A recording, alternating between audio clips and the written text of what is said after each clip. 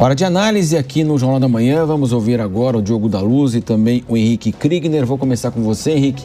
Esse é um grande problema do Brasil, que é utilizado inclusive, como um protecionismo disfarçado aí nesse comércio bilateral e também internacional do Brasil.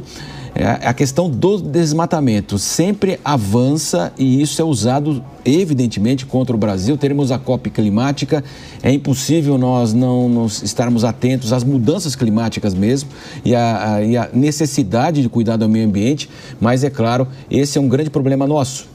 Exato, Marcelo. É um problema bastante profundo e que precisa ser lidado para além das narrativas. O grande empecilho e aquilo que tem atrapalhado muito são justamente as narrativas que são criadas de tempos em tempos. Você citou muito bem a questão da pressão internacional.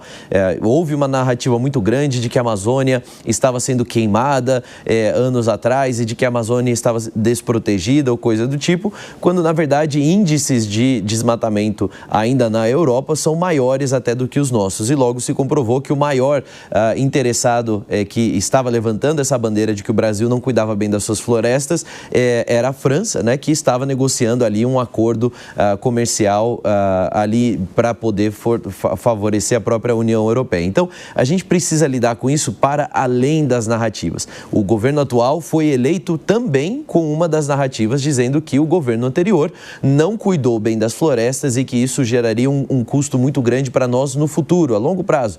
Bom, quais são as ações que têm sido feitas nesses últimos anos, então, para recuperar a floresta? Quando a gente fala dos Yanomamis, só agora nós estamos vendo aí uma maior segurança, mas o número de mortos ainda é alto. E ano passado chegou a ser maior do que morreram durante o governo Bolsonaro, em que teve toda aquela mobilização.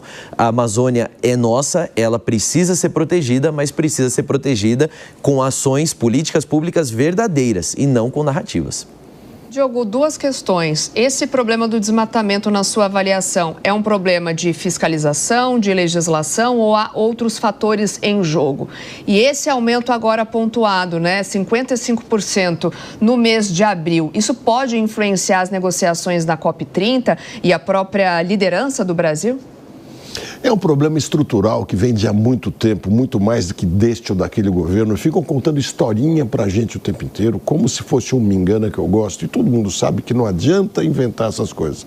Por exemplo, o que o governo federal fez dos últimos 2 anos e meio, para reduzir o desmatamento? Contratou mais fiscais, contratou policiais, mandou gente lá, não fez nada diferente. Ah não, mandou mais dinheiro para ONGs, mas ONGs não combatem desmatamento. Então ficam narrativas e narrativas, porque na verdade a Amazônia inteira é uma terra de ninguém. Quase nenhuma propriedade lá tem título. Vejam no caso dos indígenas, que eles têm quase 15% da área da Amazônia. No fundo, eles não são donos das suas terras e não podem ser responsáveis por cuidar delas.